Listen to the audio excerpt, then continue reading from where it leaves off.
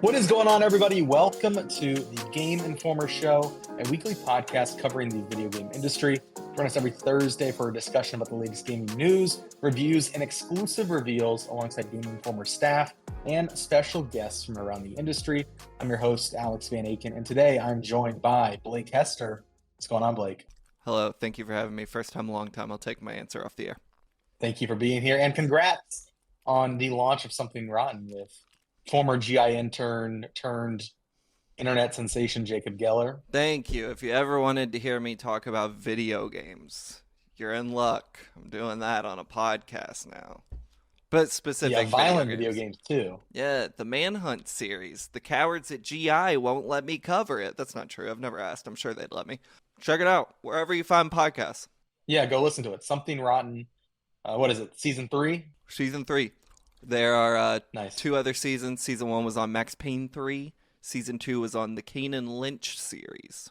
Awesome. Well, yeah, I encourage everybody who listens to this show to go and listen to Something Rotten. It's real good. I've listened to part of episode 1. And the only reason I stopped was we had to record this episode. We are also rounded out by Marcus Stewart, the guy who wrote our Resident Evil 4 cover story this month. My travel companion to Osaka earlier in January. How you doing, Marcus? I'm doing well. I'm excited to be here, talk some Resident Evil with my two favorite people on planet Earth. I don't think that's true, Marcus. Like you got like childhood friends, your mom. Yeah. I don't need family. I don't need those like, things. I got you various members of the AEW. Like, come on. I appreciate that you think I'm tight with AEW as an organization, but funny enough, you two are the only people I've traveled to Japan with on 2 separate occasions. So I mean, I think that makes us like tight in a way, right? We've traveled at least in Japan. Yeah, when we're in Japan, we're untouched. Now we just all 3 of us have to go, and we'll be unstoppable in terms of like friendship, you know? Yeah. I've never seen you in America, actually. The only time I've been in your That is presence true, was in a different country. And the first day we were ever together, I betrayed you cold-heartedly. Wait, I don't remember this. At the restaurant we went to. Wait, was this when... Oh, yes, that is true. Yeah, you threw me under the bus big time there. And I'll do it again. I like to think you wouldn't do that in America. Maybe it was a Japanese thing. Wanted to impress the locals. True. Anyways, I want to leave it a mystery, whatever you guys are talking about. I have no idea what happened, but I'd like to keep it a mystery. Yeah, we've talked about it on the show before. Yeah. Okay, yeah. Today's going to be a fun episode. We're going to be talking about Resident Evil 4, our new cover story on the remake of the hit 2005 game. Marcus and I played about 3 hours of it.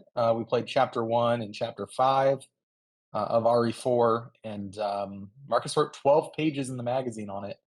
And we've got a bunch of video content going up this week and next and the week after. It's going to be a great time, but we're going to be kind of sharing all of our general impressions of our time with the game in this episode of the show. And then later on, Blake is going to be talking about his Hi-Fi Rush review, which you can go and read right now at gameinformer.com/reviews. Maybe soon. I'm optimistic. Depends on Wesley LeBlanc, how fast he is behind the editing station. Yeah. Though, thematically appropriate, because Hi-Fi Rush, of course, directed by John Johannes or Johansson? I'm not actually sure. Someone fact check me on that. But produced by Tango founder Shinji Mikami, who directed the original Resident Evil 4 and also Resident Evil 1. It all comes back. Wild. And also other games, I think maybe Dino Crisis. I'm not sure. He's directed a lot. Yeah, God Hand, Vanquish. My God, the first Evil Within. Oh, wow, yeah. A close personal friend of me. I've talked to him for 15 minutes, and he didn't seem interested in being there. Yeah, you know. Of course. Well, it's going to be a packed show. We've also got a bunch of listener emails about our cover story that we're going to be answering today. It's going to be a good show. Let's not waste any time. Marcus, let's dive into our Resident Evil 4 cover story. I guess summarize our trip in, a few sentences for listeners. How was the trip?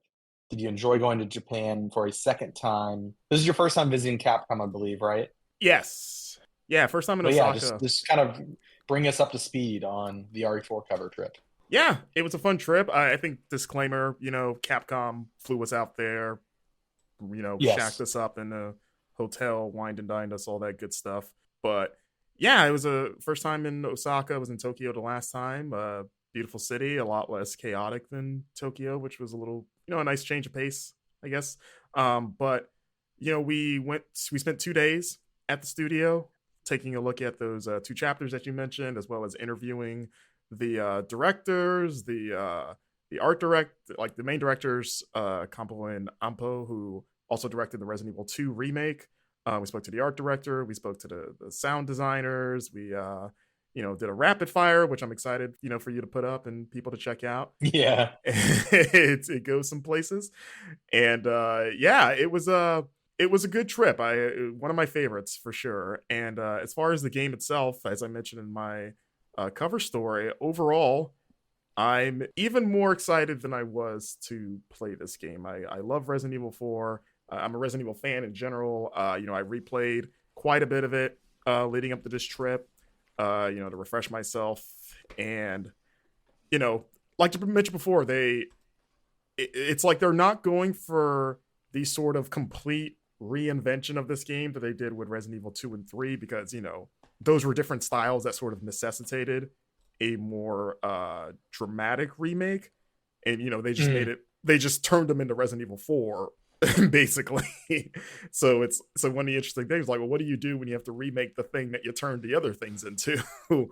And their answer was, well, let's just maybe we don't go too crazy, because there's this holds up so well. It's one of the, I'd say, out of all the games of that era, it's one of the few that is still pretty fun to play even now. And I can attest to that because I have played it recently. But seeing the way that they reworked, or were able to identify areas that were sort of ripe for enhancement, whether it's like, reducing the amount of QTEs, which I want to clarify that point, because I've spent the last day sort of watching recaps of the cover story from like YouTubers and just other people, pulling quotes, doing all that stuff as you do. It seems there might be a bit of a misconception going around that the game has no QTEs, and I'm pretty sure I didn't say there were none, and they didn't either. I just said there would be less.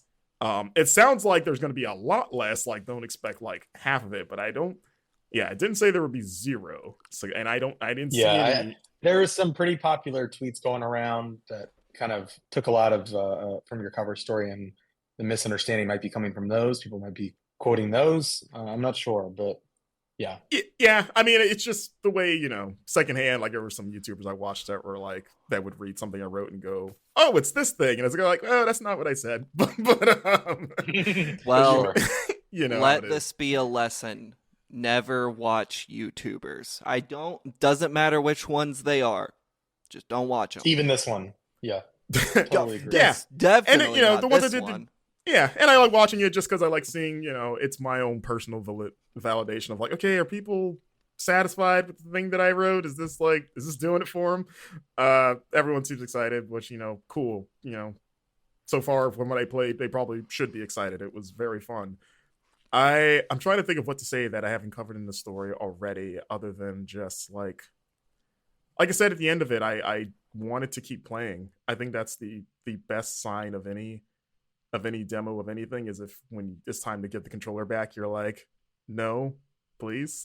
Keep going. It plays so much better than the original. It's got the modernized control scheme, though you can play with a setup that resembles the original scheme if you want to keep it pure, keep it classic.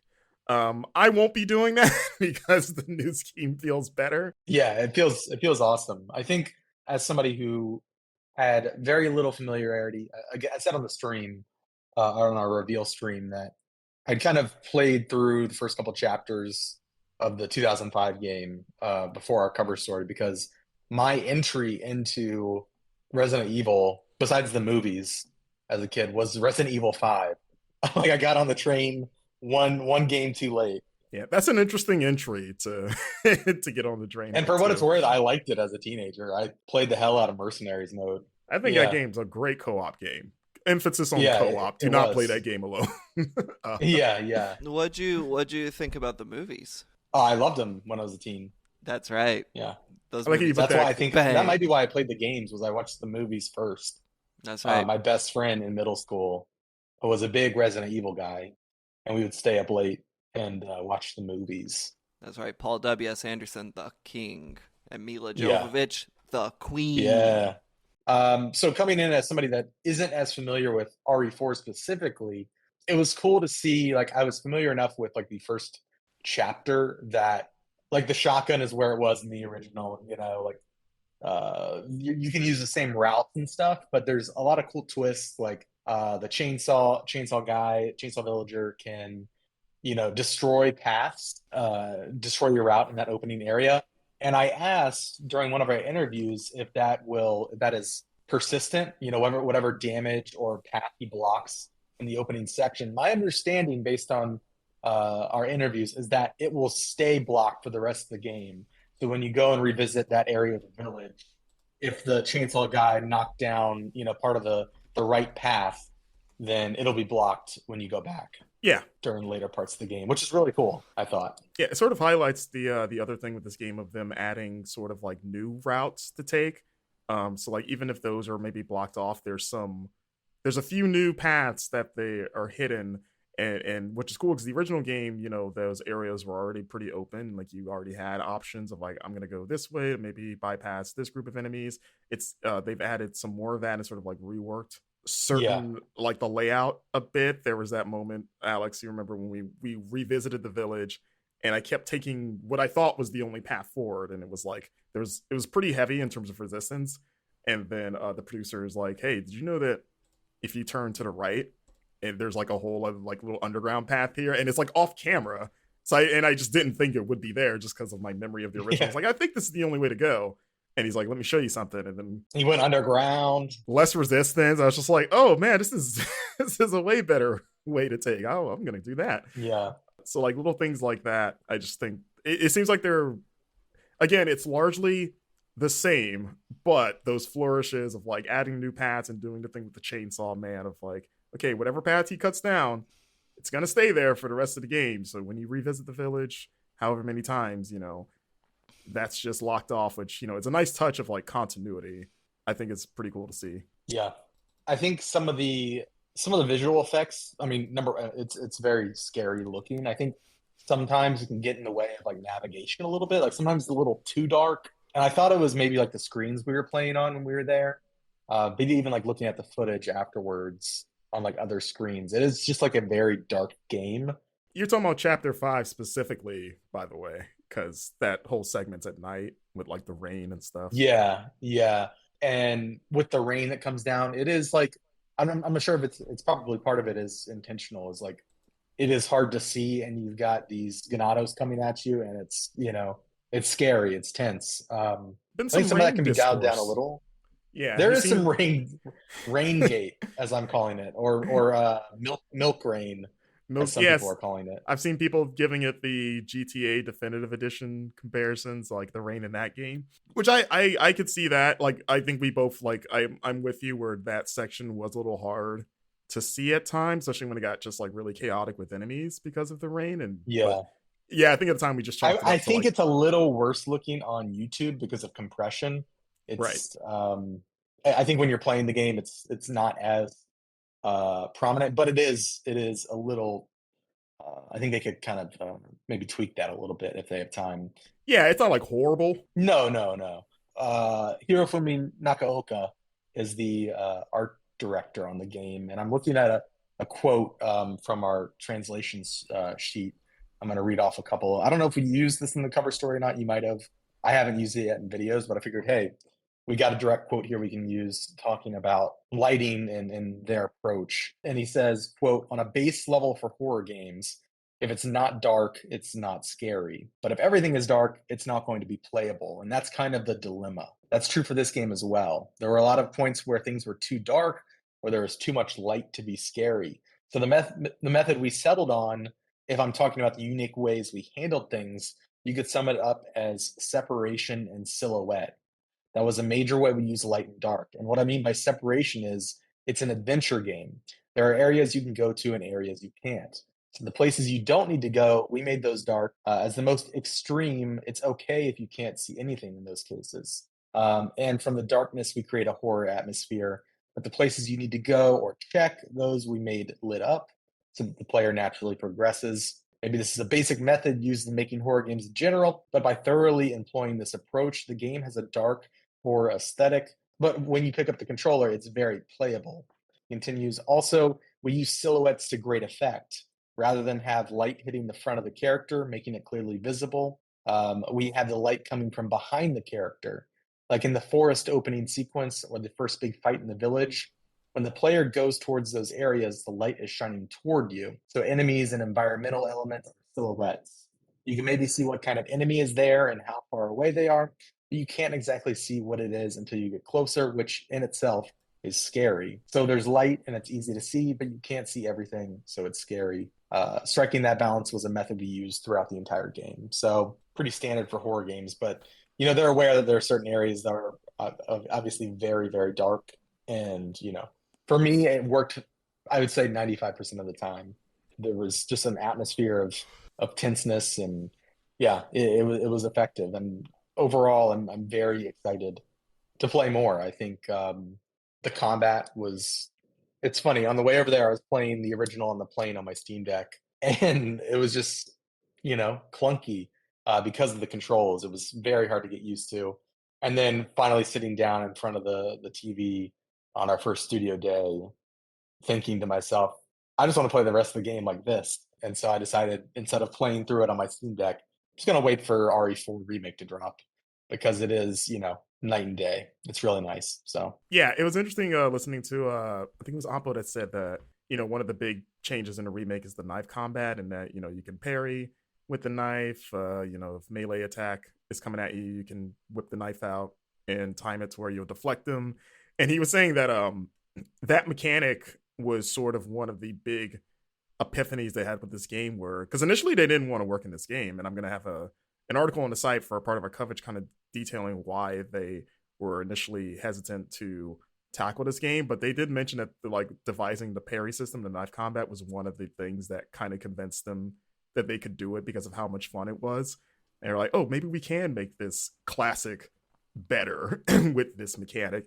And he was saying that it got to the point where he revisited the old game and he missed the parry mechanic. He's like, oh man, this is actually I wish we could put this in the old game. I actually think this is really great. And I enjoyed it too. I was bad at it.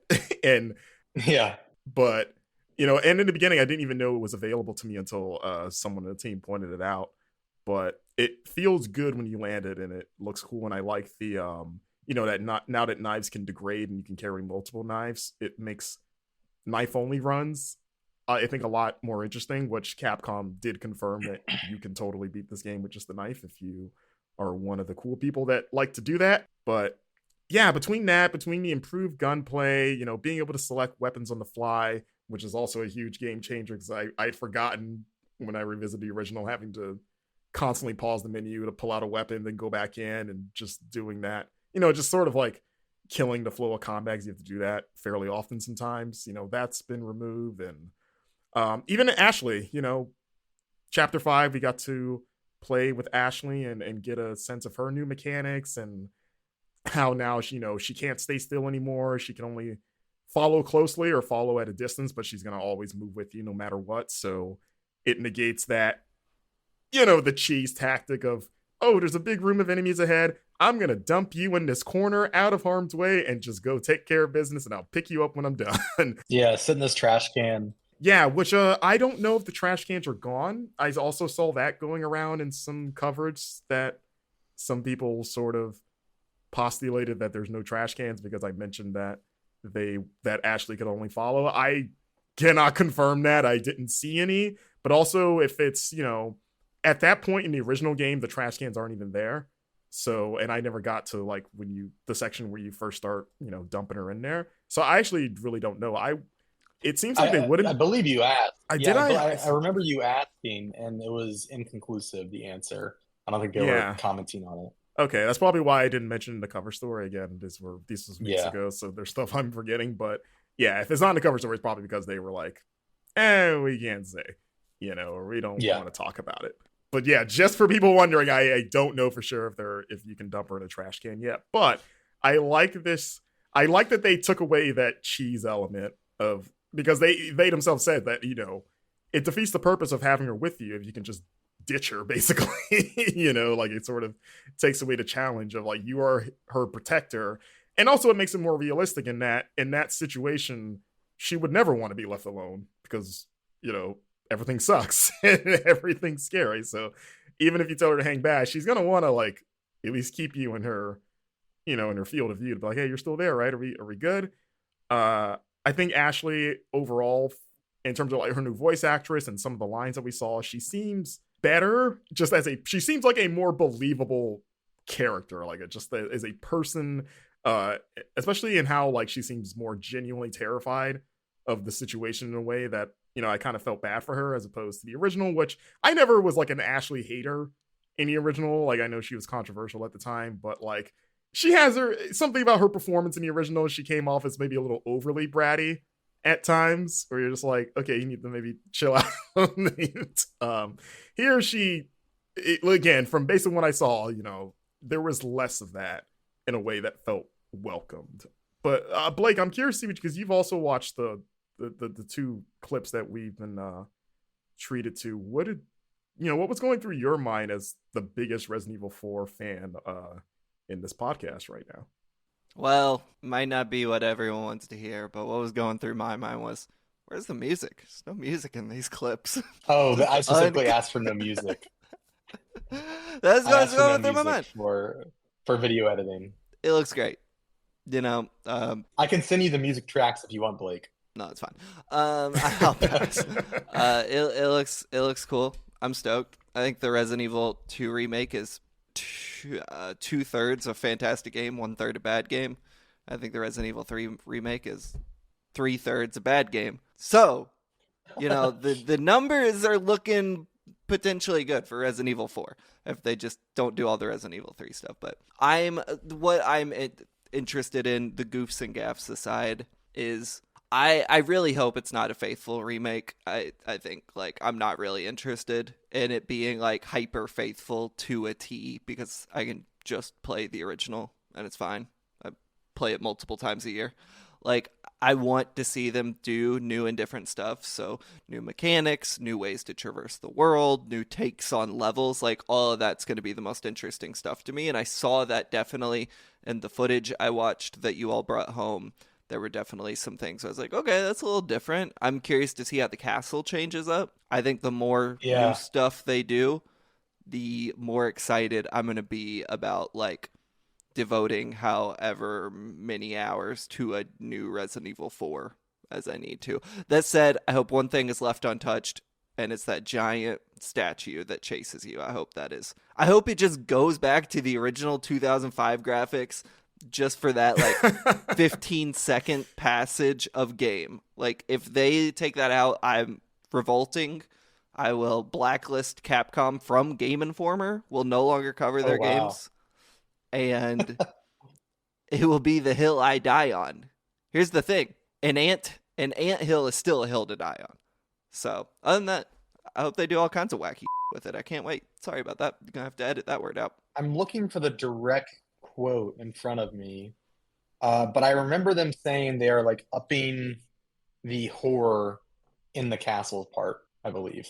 Yeah, and in terms of the boss battles, like they, unsurprisingly wouldn't get into specifics, but when I asked about like, are you keeping any of the boss fights like 1-to-1 more or less, or are you completely overhauling them, or just like what's the degree of change to expect?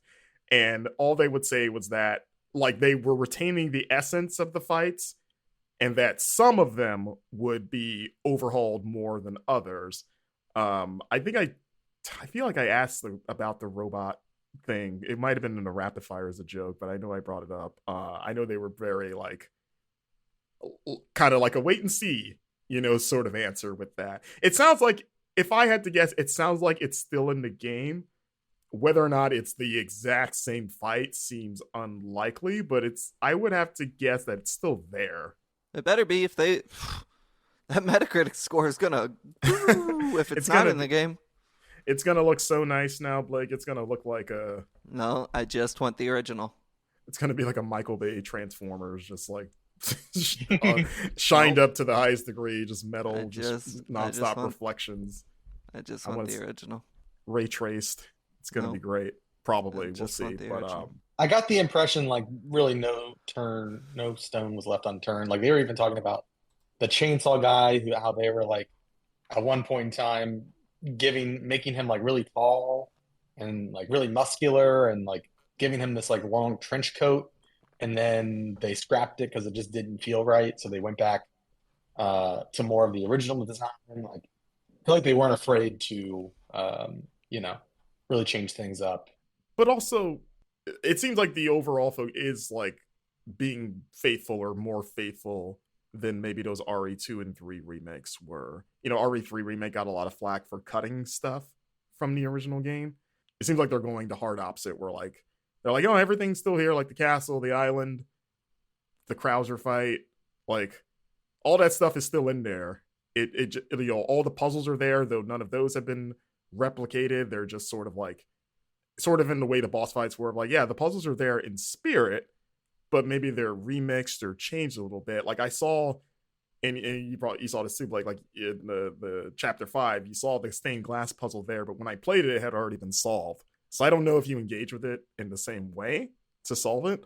But the Cemetery Twins was the one I called out of like, okay, that's the side quest now. And the original, it was that weird sort of like lock thing they had behind the church to get the cat's eye jewel. And now they just sort of took the idea of that for the remake and made it a side quest where you have to shoot like headstones on a grave. And I solved that just because I was able to tap in my existing knowledge of how the original puzzle worked, of like, oh, I know what to look for here.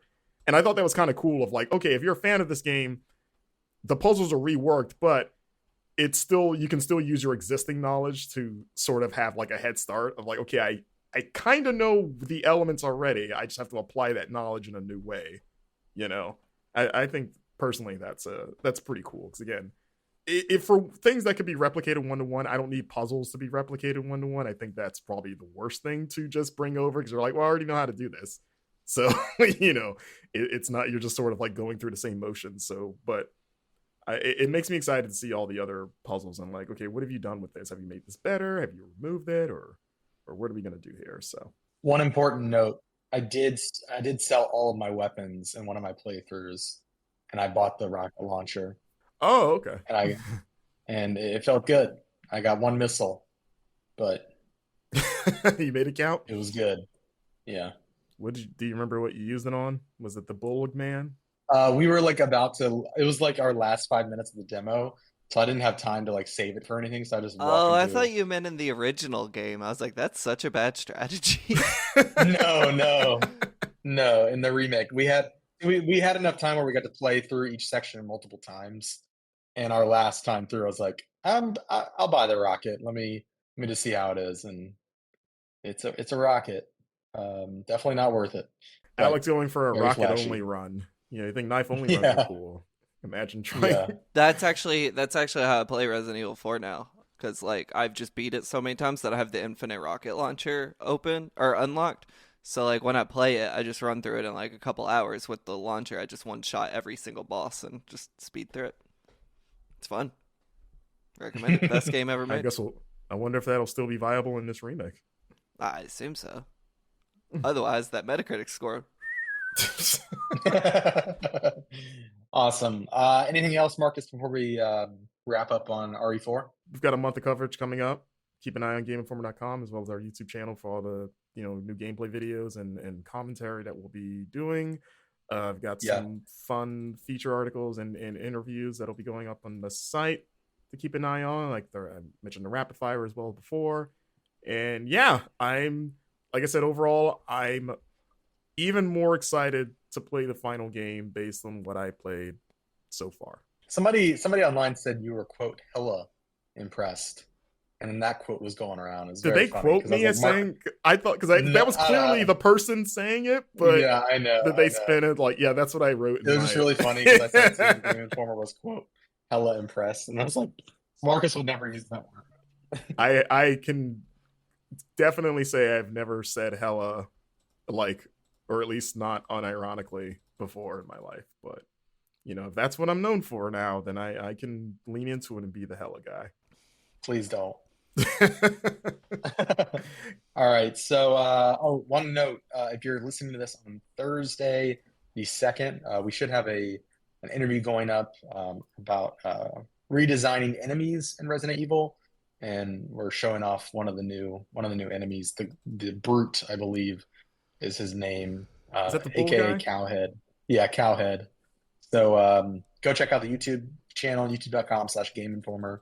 And we'll have some more gameplay probably rolling out on Friday as well. So stay tuned there. Let's move on to the playlist. Blake, you've been playing Hi-Fi Rush. You reviewed it for Game Informer. Tell us about it. What do you want to know? Is it good? Is it as good as everybody is saying it is online? Because it's all I'm reading about. Well, I don't think it's the transcendent game Twitter's making it out to be, but most games aren't. And most TV shows based on popular video games aren't. No, it's great. It's really cool. I think Hi-Fi Rush is really fun. It's from Tango Gameworks, a studio I'm quite fond of. If not their games, I've just written about them a lot, especially in the recent past. They made the Evil Within series and Ghostwire Tokyo. Those are Evil Within series is like a very, very strictly a survival horror series, very gory, violent, etc. Ghostwire Tokyo isn't quite to that degree, but it's like very creepy and spooky. But Hi-Fi Rush is very bright and colorful. It's got like a Saturday morning cartoon aesthetic. It's kind of like I've seen people compare it to like Sunset Overdrive and Jet Set Radio kind of combined, and it's a rhythm stylish action game. You play as a wannabe rock star who, through various reasons, must fight back against the corporate overlords of the city they live in. And you do that, you hack, you slash like you would any other stylish action game, the original God of Wars or the Devil May Cry's, the Bayonettas. But you have to do it on beat with the song. So everything in the game is kind of to this internal metronome. Like everything in the world even moves on the beat, and like for better That's cool. scores you need to attack on the beat and move on the beat, similar to Metal Hellsinger, but better than that game, because I didn't care much for that one. It's cool. It's really fun. It's like just a breath of fresh air, I guess. I was playing like Dead Space, the Dead Space remake right before this, which is just like an oppressive, obnoxious, loud, in your face game, and this game's like, let's have some freaking fun. And I'm like, you know what, buckle up, brother. I'm ready to have some damn fun with Hi-Fi Rush. Did you not find the necromorph that had the guitar that's like doing some like Bo Diddley stuff? Because Dead Space can be fun. I mean, Dead Space is a fun game. It's just a barrel of laughs. It's just kind of obnoxious. We can talk about Dead Space. I have some thoughts on that remake. Kidding, yeah. I'm happy to talk about that. But Hi-Fi Rush, yeah, I enjoyed the hell out of it. Anything you want to know specifically other than a stylish action game you play on beat? I gave it an 8.75. It's got a Fiona Apple song in it. It's gamers. Wow. If you're not listening to Fiona Apple, which you're probably not, because the cross-section of gamers and Fiona Apple fans seems incredibly small. Do yourself a favor. Go listen to Fiona Apple. She's amazing. Well, my biggest question, I have yet to fire up this game. I have it downloaded. I just haven't had time to get into it, but I'm excited. But my only hesitation is that even though I enjoy traditional rhythm music games like Guitar Hero, Rock Band, Beat Saber, whatever, for whatever reason, or not even, I know why, I've never really gotten into the sort of like action blend of those, like Cryptid the Necrodancer or Metal Hellsinger, because I've learned that I don't have the patience to play to the beat when it's applied to a different genre. Like, I love Cadence of Hyrule, which is the Zelda Cryptid the Necrodancer, but only after I turned off the music. They had the fixed beat mode where you didn't have to play to the beat and the characters just moved when you moved, but you could play it like almost like a fun puzzle action game instead. Because I feel like the music never matches my actual tempo. It's usually slower. Of like playing Metal Hellsinger is like, I could have killed these guys faster if I didn't try to play to the music. Because you know what I mean? So like, can you get away with just going in there and whacking things with your guitar? And what's the timing window generally for Like, is it pretty forgiving to play to the beat, or is it pretty strict of like you need to be on point to get that, that extra bonus? It's extremely forgiving. In fact, you don't have to play on the beat. The game recognizes that unrhythmic people are going to play it, and it's a game that's free on Game Pass, so they want a lot of people to play it. So it's very inviting and very approachable in that way. And even if you're not playing on the beat, the animations will still play to the beat. Like, your strikes will still hit on beat. Of course, you will get better scores and little, like, I believe attack bonuses if you are perfectly in time, but it's super not required to play through the game to enjoy the combat system, which, like, by the back half is fairly deep and pretty cool to explore. But, like, especially compared to, like, Metal Hellsinger, like, you are not going to be penalized at all by, like, if you just kind of start playing it on your own. And if anything, you'll still like be able to appreciate the visual feedback of your character, like, attacking on beat, because that's like a very impactful, like, style to see. Like, you have this, like, song kind of blaring in your headphones, and your main character is hitting enemies in perfect time with whatever the BPM is. But man, you could just be button mashing like 300 BPM if you really want to, Marcus. It doesn't matter. That's good, because like as much as I don't like playing by their rules, I also feel guilty because you get that feeling of like I'm not playing it right. You know what I mean? Like Can't I'm not relate. playing it the way it's meant to be played. Like I should be playing to the beat, but then you do, and you're like, I don't want to. Can't I think relate to that. Yeah. I play games only how I want to play them. I don't care what the developer wants or intended. I play it the Blake way. I think Metal Hellsinger pushed that a little harder, but I think it clashed with it being a Doom light, and like with my Doom instincts kicking up, like I need to kill everything as fast as possible, but then having to intentionally slow down to play to the tempo of whatever song's playing, and it's like that just felt like I was being handcuffed, which is why I didn't really stick with it. You know what's surprising about this game? What? Got a good story. Surprisingly good writing in this thing. It's really funny. It's very well written. I don't mean surprising in the sense that, like, I expected it to be bad. I just didn't expect my favorite part of the game to be the story. And it's not doing a ton. It's just, like, a fun, goofy little romp. But the characters are, like, very well written. It seems like a lot of thought has gone into the relationships and banter between different characters. They all feel very natural and very charming. This game doesn't have anything all that profound to say about, like, hey, big companies are actually evil and bad, but, like, it is hitting those notes, and it's through the lens of game development, which is kind of funny when you consider Tango as a company owned by a billion-dollar global tech corporation. I don't know if it's necessarily a work of corporate protest from inside, but there's some fun stuff going on in the story. If it's not the deepest thing in the world, it also shouldn't be. You wouldn't expect that, but it's, like, much better than you're probably thinking at first blush. And it goes to some interesting places in terms of its meta-narrative, if you will.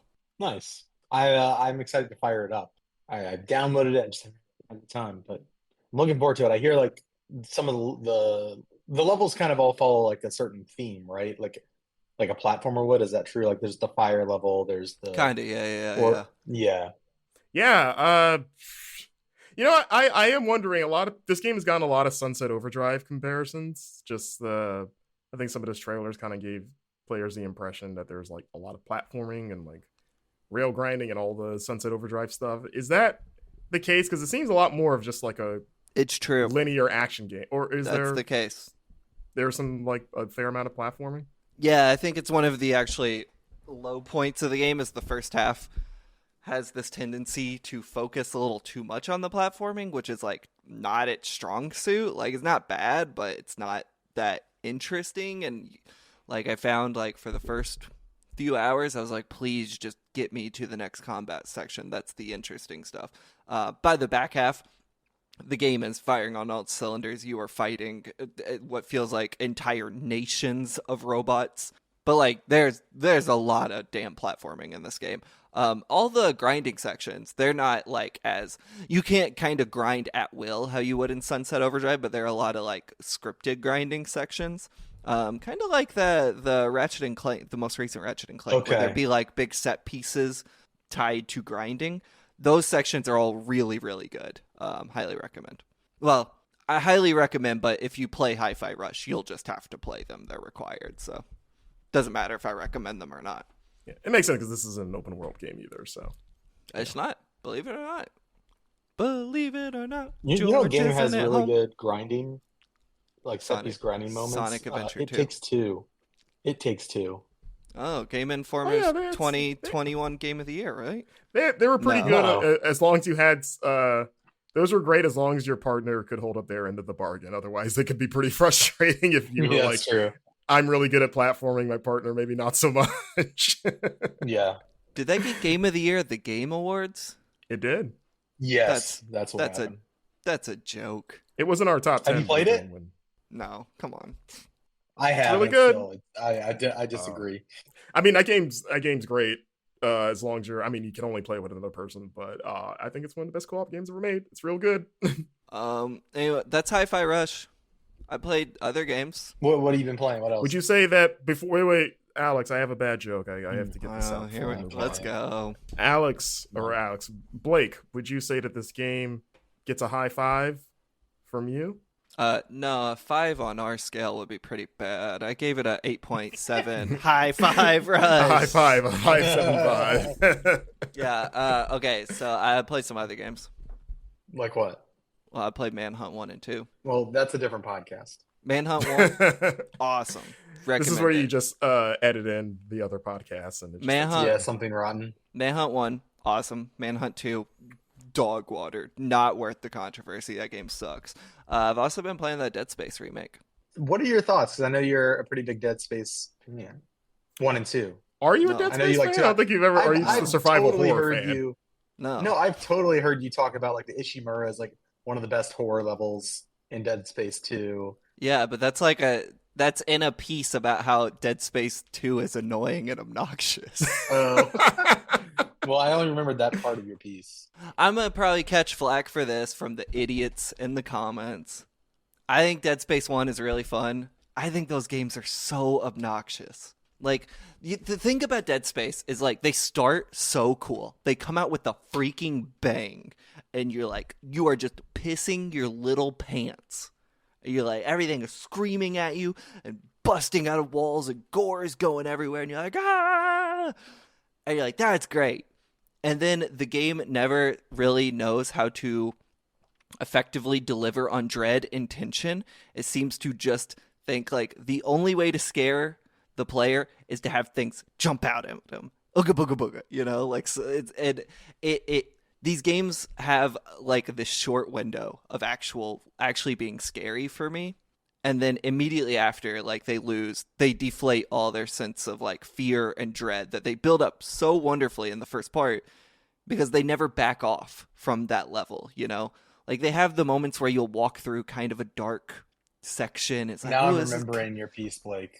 It's Yeah. coming back to me. Well, in the Dead Space remake, you walk through plenty of like dark corridors and dark hallways, and you're like, oh, this is kind of scary. And the trade-off is just a jump scare, which after enough time of that happening, you just know it's going to happen, so you're no longer scared of the dark corridor. You're like, all right, about around this corner probably is where the jump scare is going to be. And so that has always really bothered me about the Dead Space games, is they've never delivered on how scared I feel in the beginning, because you can't use what works in the beginning, which is that loud, bombastic fear.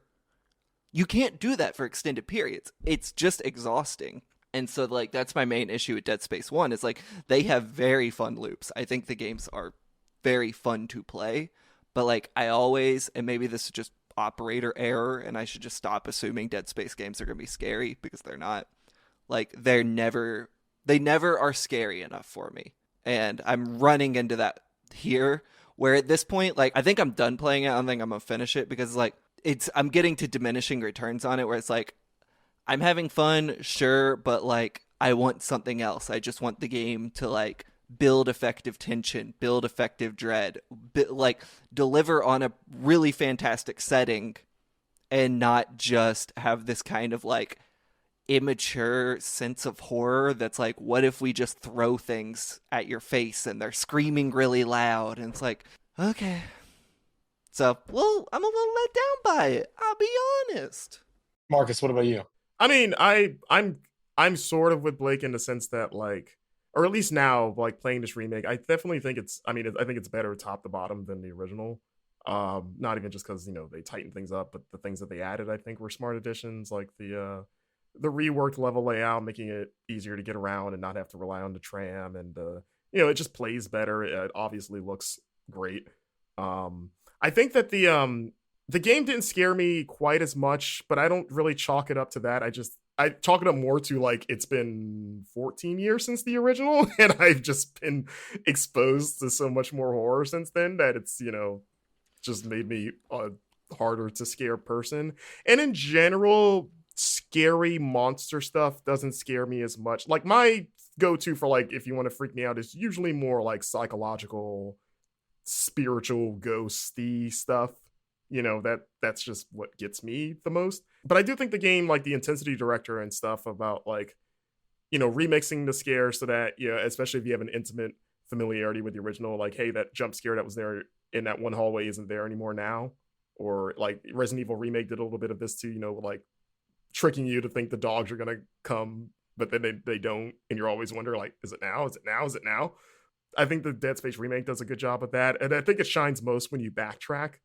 Because they do the thing of like, when you backtrack, you think like, oh, I'm good because I cleared this room of enemies, but it's a lot more unpredictable. We're like, no, they can actually show up there and not like repopulate. Like it doesn't just simulate the fight again. It's like, no, they show up in new ways when you go back, but not all the time. So like times you're like, I'm gonna go get the side quests, and you're like, everything's fine, like nothing happened at all here. You hear things, but nothing happens, and then maybe you go back again later, and then like everything happens. We're like, oh, this enemy type that was not here the first time. Some of those scares feel pretty thoughtfully constructed of like, oh crap, like this area that was, or maybe this area that where nothing ever happened the first time.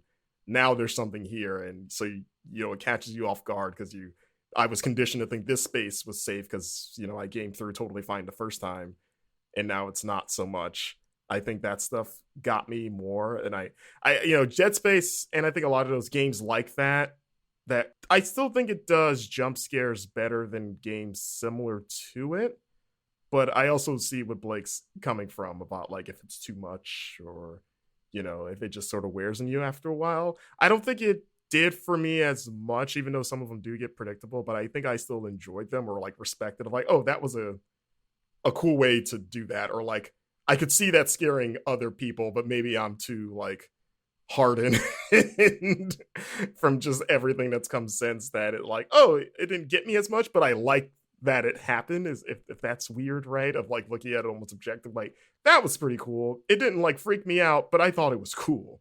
You know what I do like in the Dead Space remake a lot? That ushy gushy gore, baby. Oh, it's very. I walk around. Bloody. I walk around whatever body, even if it's just some poor soul who, innocent as the day is long, passed away. I'm stomping them, just destroying their body. Listening to that. Oh, God. The sickos over there at wherever they made this thing, EA Motive, out of control. It's like what does stomping a corpse sound like? You know what game is scary? We're just getting into a broader discussion about what game. Manhunt 1. Oh my God. That's a scary game. I'm not going to lie to you. That's a freaky one. There's some really good scares in that game. Oh my Lord. Blake, did you, I don't know if you thought, did you play the Callisto Protocol? I played 45 minutes of that game, and I was going to say, like, what were your thoughts on that? Because that was, I don't know if you've ever. I thought that game was bad. Yeah, I've played more than that. And I think I'm going to finish it because I'm far enough to where you're almost like, I just finished this. But like. Sunken cost fallacy. Yeah, I think that game. I didn't even pay for it. I got a code for it. But it's like. It's one of those games where it's like it's fun enough to be fun in like a pure junk food sense. Like I beat Crackdown 3 for that reason of like this is actively bad, but it's just fun enough where it's kind of mindless fun, I'm just gonna finish it. That's kind of where I'm at with Callisto. But then the whole time I'm like, and especially it's gonna be rough going back now playing Dead Space of like, man, how is this the new version of this? But it's so much worse than the original. Yeah, it's that really now bad. has Yeah, that also now has a better remake. It's a weird thing. I don't know how I'm sorry for turning this into a Callisto Protocol like lament ceremony, but You're fine. You're fine. I haven't heard you talk about it, Blake, so I was just curious. I played 45 minutes. I thought it was bad, and I never played it again. I think I deleted it the same day I installed it. I played one more thing, Alex. Be quick. Be quick. No, this is my show now. I've taken the reins. I'm the captain. Okay. What do you want to talk about? I played Forspoken. Oh yeah, that thing. Let's say that because I would like to have you back on next week because I'm about to start that game. No. I'm gonna tell you why you shouldn't do that. Oh, I played about an hour, and I said I'll never play this game again. I thought it was terrible, and I Did you get out of New uninstalled York? it. Yeah. No, I got to Athia, and I was like, this game sucks.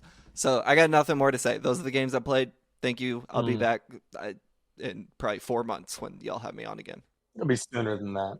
No, pretty busy the next few months. Let's get into housekeeping and then we'll get out of here after some listener emails. Of course, go and subscribe to us on the YouTube channel. Don't forget, we got a lot of Resident Evil 4 videos going up, youtube.com/gameinformer. You can watch our live streams. We actually revealed the cover live on Twitch the other day, and we might do that again. So go and follow us, twitch.tv/gameinformer. Of course, we have the weekly replay series that Marcus and Kyle are doing right now. They're replaying Dino Crisis, so go and check that out. Follow these Directed by guys. Shinji Mikami, who directed Resident Evil 4. Exactly, yeah. It all comes together. Follow these guys on social media. You can follow Blake at Metallica is Rad. You can follow Marcus at Marcus Stewart7. And you can follow me at It's Van Aken. Go and listen to our other podcast, All Things Nintendo. It's our weekly Nintendo podcast hosted by Brian Shea. Also, go listen to Something Rotten. Not our podcast, but Blake is on it, as is Jacob Geller. So go listen to that.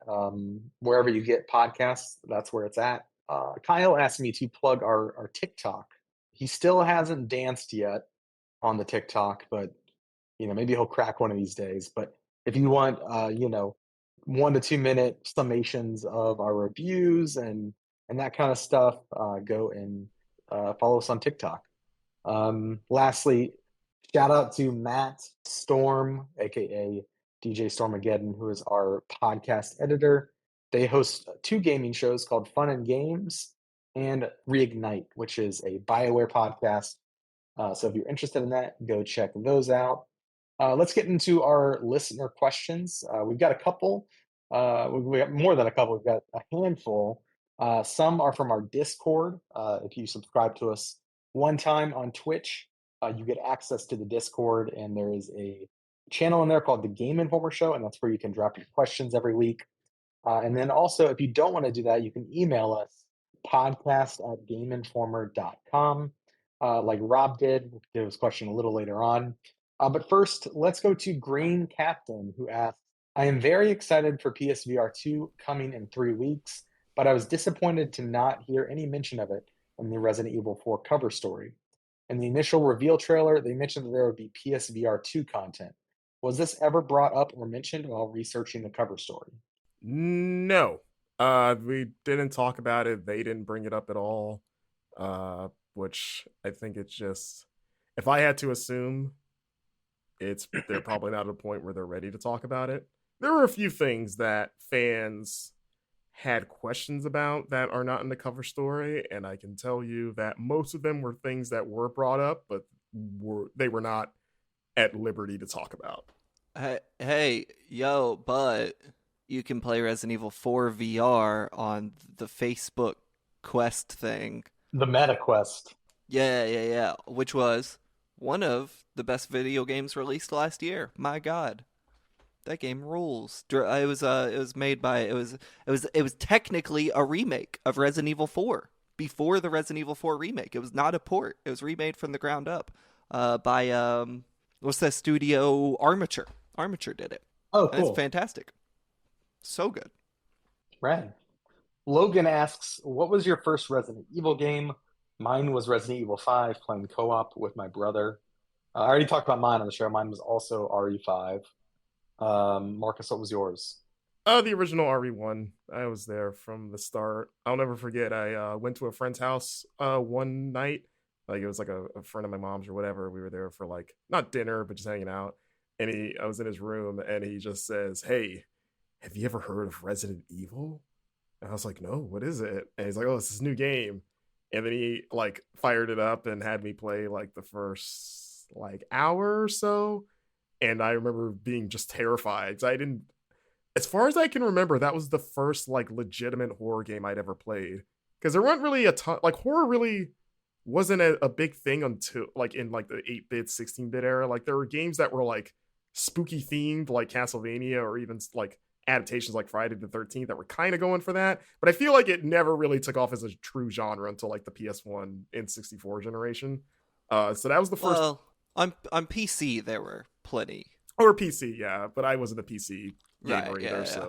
So Resident Evil, at least for me, was the first time I'd ever felt like genuinely terrified playing a video game with the entire time I was playing it, you know?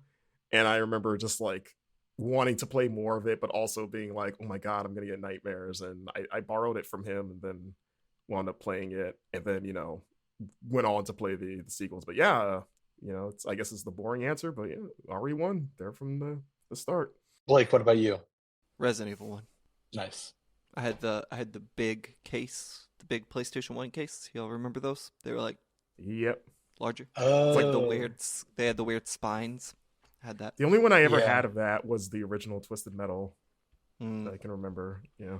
Matt Storm asks, as you know, I am a giant coward, much like you, Alex, when it comes to horror games.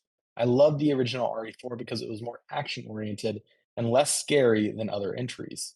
Based on what you played in the remake, was that vibe preserved, or is it much scarier now? I think Yeah, I both. think I didn't have problems. You jumped at one point in the demo we all saw, Alex. Like That's true, the yeah. producer made And the at producer made the it a point script, to like call you out on it. and it was at the scripted cinematic that I knew there was going to be an enemy. But I think in the original, it's the intro, and I think in the original he's standing by the fireplace, and in the remake he's behind a door that you walk by, and so it just caught me off guard. Um, Everyone in the room reacted like, "Oh, we got you, huh?" It was pretty yeah, great. and it was like the most Um, obvious too. Like I knew it was coming, but it still got me. but I think the answer is both. Where they said the action was still going to be a big part of it. It definitely was in what we played, but it does feel it has a similar oppressive. Like it definitely feels a little bit darker and more oppressive. That sort of harkens like the recent like Resident Evil games like 7 and 8 a little bit. I mean, I think it just being in the RE engine helps with that, and I think it's scary in the sense that like the villagers just look scarier because of just the tech.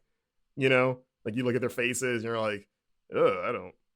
They look mad. They look creepy. Like everything just looks creepier. So in that sense, it's scarier. But whether or not it maintains that throughout, I don't know. But I think it has a darker tone overall. Mash Start Button asks, I was a huge Resident Evil fan until Resident Evil 3 Nemesis and haven't played a Resident Evil game since. Made it 2 games. Yeah, the Nemesis mechanic of an omniscient, omnipotent enemy turned me off completely. Has there ever been a mechanic in a game that was so off-putting to you that you dropped the entire series completely? The entire series, man. I've dropped games, but series. Probably like an uncountable amount. I have very low patience for video games. So, You're done with the Callisto Protocol as a series now. If they do number 2, you're like, nope. yeah, series is an interesting fold to it. Yeah, I feel like I'll give games a chance if I liked it enough, but if they had the one thing, you're like, no. But if they did like a sequel that got rid of the thing, then I'll be like, okay, I'll give it a try because I liked it. Um, Man, that's a good question. When Assassin's Creed put RPG stuff in it, I dropped it like yesterday's dinner. I was like, I'm good. Oh yeah, I can But I see never that. even tried those to know if it would put me off. Like, what was the first one they did that with? The Egypt one? Origins, yeah. Yeah, I was like, I'm good. No, thank you. I'm out. Bye.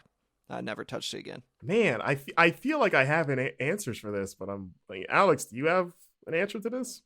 When my closest answer is Splinter Cell, what, Conviction? They changed up a lot of the action. It became more of an action game and less of a stealth game. but I think did Blacklist come out after that?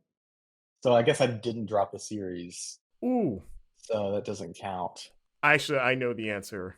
For me, it's Sonic the Hedgehog, which is an interesting because like when it went through 3D with Sonic Adventure, I know people love those first two Sonic Adventure games, but I think me being a Genesis kid, I've never really completely gelled with 3D Sonic.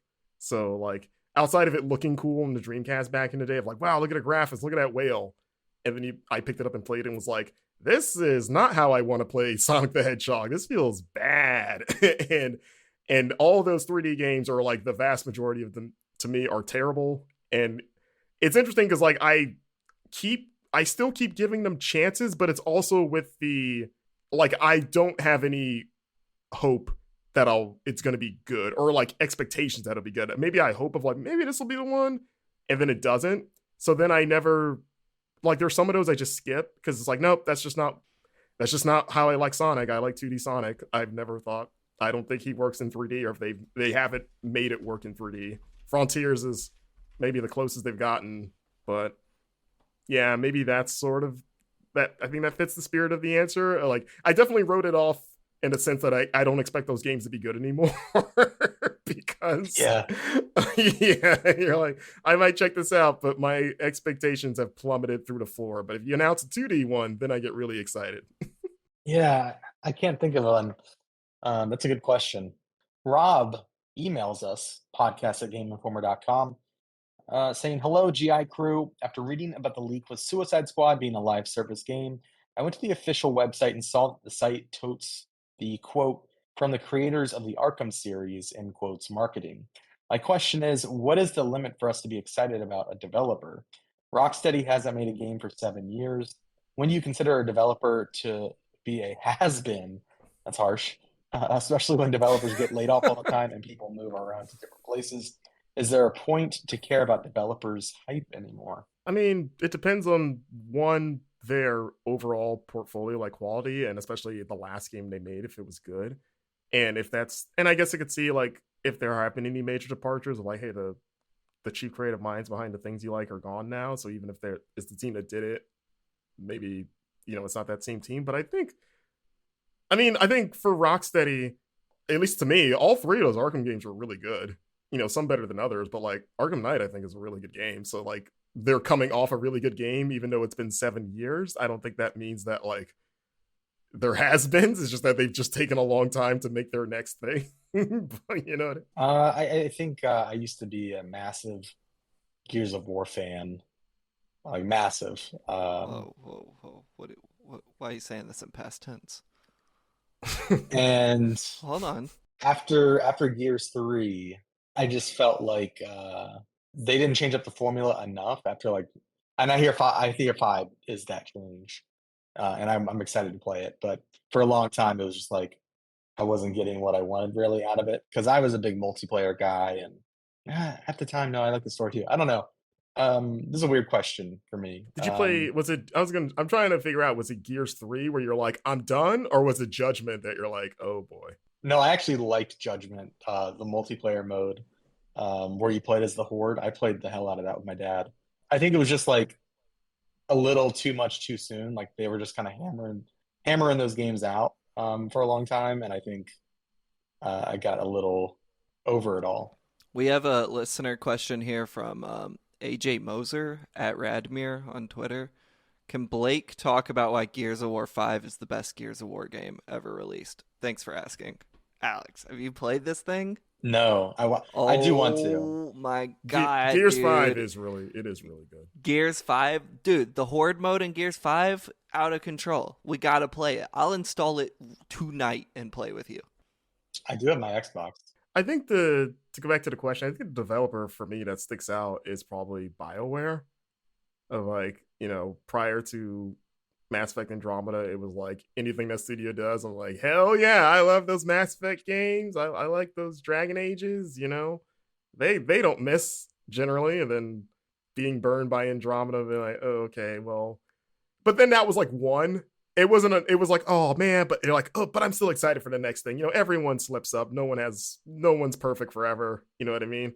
And then Anthem happens, and you're like, oh no, this is like this is worse than what. And I was excited for Anthem because how could you not be? You're like, wow, a bunch of team up with your friends in Iron Man suits and go do cool stuff. That's cool. But somehow it's still got the story driven RPG stuff. That seems ambitious, but they could probably pull that off, right? And then they super didn't.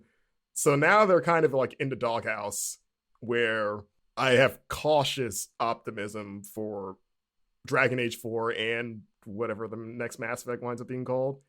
So it's like, you got to miss a few times. Even like if you're like a stellar developer, when you miss too many times, depending on how passionate you are about their output, like if you consider for yourself like a fanboy or girl for like, I love this series no matter what, so I'll keep playing it. Maybe Sonic fans were a good example of that. But yeah, you just gotta, sometimes it's a what have you done for me lately kind of thing, right? We're like, oh no, you guys did that cool thing way back in the day, but the stuff that's come afterwards hasn't been, up to par. Actually, I've been thinking as you were talking, Marcus, the previous question from Mash Start Button about has there ever been a mechanic of a game that kind of put you off the entire series? And it's not like I still play. Going back to the Gears question a little bit, it was actually they took away a mechanic that felt very off-putting to me. It was called wall bouncing, and it was very, very prominent in Gears multiplayer. Like it was like a very, I guess it was more of an advanced technique, and they kind of slowly took it away. Like they kind of continued to nerf it pretty much after every game after Gears 1 because it created a much higher skill ceiling, I think, than they wanted in their multiplayer. And so Gears slowly became slower and slower than the first game.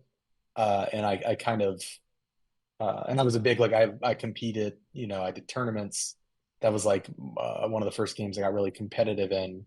And I think they kind of slowly made the game more beginner friendly in that it was slower and like there was less of a skill gap. And I think they've kind of remedied some of that in recent games, but that's kind of what turned me off of it was they kind of took away a mechanic that I really loved.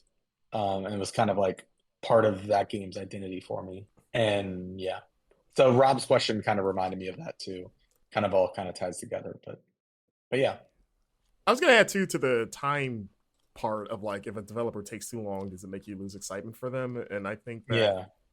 it's all relative, right? Because again, if their last thing before going silent was like really good, and as I think the big thing is like as long as there aren't any like major personnel changes in those years, then it's like, well, the people are still there, so I'm fine. Like Rockstar takes forever to do anything. But like I never think of them as like, oh, they're losing their touch because they're taking too long. Because you're like, no, that's just how they operate. They take their time. And now it's a different case because like, one of the Housers is gone. But I mean, before that, waiting for Red Dead 2 or GTA 5, I wasn't like, oh man, it's been forever since GTA 4. They're losing their touch. It's like, nah, it's just what they do. Or like Red Dead 2, you're like, it's just everyone's still there. The whole gang's here, at least for the most part. And I mean, GTA 5 it has some issues, but I think overall it's enjoyable. I love Red Dead 2 personally. It's my game of the year.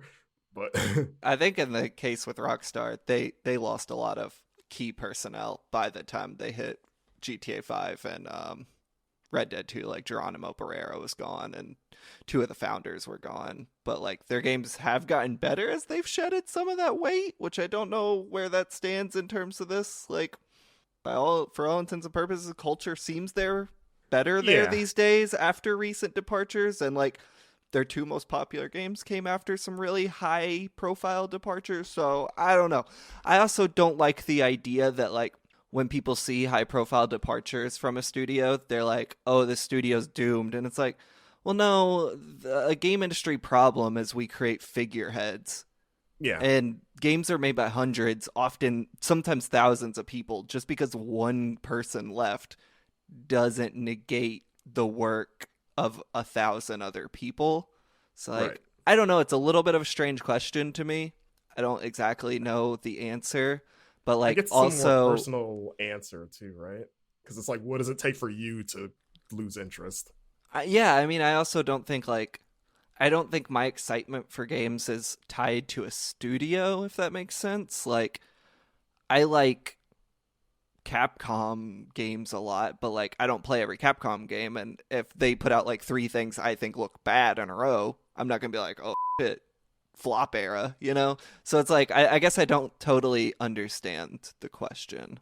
I also think like high profile departures means less. It's just indicative of the way we've ignored that teams make games, and we'd rather call like Neil Druckmann the creator of The Last of Us rather than the 400 to 500 people that created The Last of Us. You know what I'm saying? Or even the co-creator, which is what he actually exactly is. yeah. So like Australians. outside of rare examples, I'm never that I don't think I see departures like that is necessarily a bad thing. I mean, for all intents and purposes, like Toshihiro Nagoshi left RGG and they seem to be doing just fine. You know, I don't know if Kojima leaves Kojima Productions. Do they suffer? Who's to say? It's not a case. It's a case by case basis. But like, I also don't like the idea of posturing one name as like this is all the studio's got is this one dude. And it's like, well, that's not really true. True. Yeah. Like I said, there's so many variables to this question. So even if it's just like the studio and not a figurehead, it's like as long as your output has always been pretty good, they can take their time. Yeah. I think maybe Nintendo's the best example because they go years between like that Mario team putting out a new Mario. You're going to be waiting like 5 years minimum, pretty much. But then more often than not, when one comes out, it's like, oh, this is the best thing ever. I love this. And then you don't really, I don't think anyone ever accuses them of being has-beens because it's like, oh, they're taking too long to make this new Zelda. Yeah. You know, or whatever. And you're like, well, if their track record is any indication, this will probably be totally fine or excellent, you know, so. Yeah, I mean, Fumito Ueda takes like 42 years between his games, and people still put those in museums around the world when they come out, so, you know. Yeah, I guess it just depends. Depends on the studio, depends what they've done, depends who's there between the last time they did anything. Yeah, I guess for me personally, you really gotta blow it like consistently before I start going okay. But I think I'll always, and maybe it's because it's the enthusiast part of me and the journalist part, like I'll always have some interest when like a noteworthy studio makes anything, even if they haven't hit in a while, because it's like, oh, it's still that team, they're doing something, kind of curious about it. I don't know if that means I'll play it, but I'm like, even then, I feel like plenty of studios have gone through their flop era and bounced back. Like, how many times have people been like, Platinum sucks, they're dead, and then they drop something like Nier Automata, and it's like, oh, their kings are back, here they are. You know, granted, Capcom as a publisher went through that, and now they're enjoying their nice little renaissance. Yeah, you know? So I don't know. It's a thinker, though. It's a good question from who was it that sent it in? Alex. Rob. Oh, just Rob. Thanks, Rob. Rob Zombie. I was expecting, I don't know why, I was expecting like a really crazy name for such a thinker, but I kind of like that. It's just good old Rob. Well, I think that's going to do it for the show this week. Blake, Marcus, thank you for joining me. Thank you, everybody out there, for listening, for the questions. We'll be back next Thursday with another episode. And yeah, in the meantime, share the show with a friend if you don't mind.